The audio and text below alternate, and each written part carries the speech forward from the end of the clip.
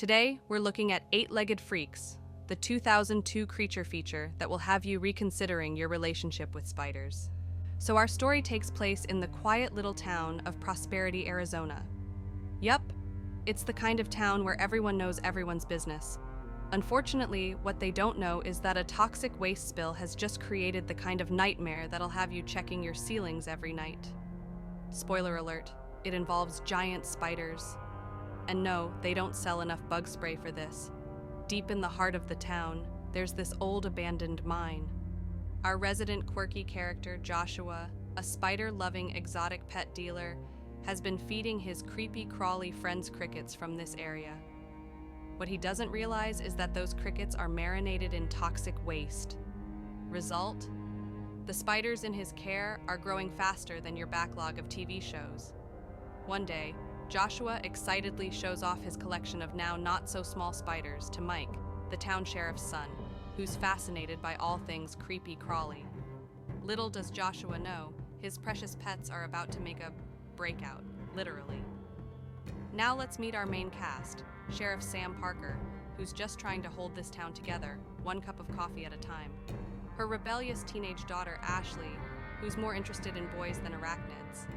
Then there's Chris, our awkward hero who's just come back to town after years of being away, probably hoping things would be as peaceful as he remembered. Spoiler alert, they're not, and Mike, the kid who knows a little too much about spiders for everyone's comfort. Seriously, what kid hangs out with spiders?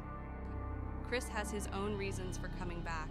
He's here to save the family mine, which is conveniently where most of the spider action is about to go down. It's a touching moment of nostalgia before all heck breaks loose. While the town goes about its day, Joshua's giant spiders make their great escape. And by escape, I mean they literally break out of their tanks and scurry off into the wilderness. Picture this. If normal spiders are enough to make you scream, these spiders are the size of cars. Did I mention they also leap at you like your worst nightmares? These aren't just any spiders either. You've got trapdoor spiders, jumping spiders, and some terrifying tarantulas that look like they hit the gym every day. Each has its own unique way of terrorizing the locals. But of course, no one in the town knows what's lurking in the shadows just yet. They're more concerned with everyday problems, like the mine shutting down or who's dating who, normal small-town stuff. Meanwhile, the spiders are turning the wilderness into their own personal buffet.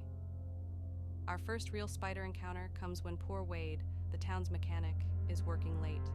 Just your typical night shift, right? Wrong. This guy finds himself face to many faces with one of the giant spiders. Spoiler. Things do not end well for him. Now we've got the first human victim, and these spiders aren't stopping anytime soon. Meanwhile, Mike, the spider expert in training, is trying to warn the town. But come on. Who's going to believe a kid? His mom, Sheriff Sam, is too busy dealing with her rebellious daughter to take him seriously. And here we go. The spiders are now everywhere. They're crawling into homes, chasing people down streets, and causing absolute chaos.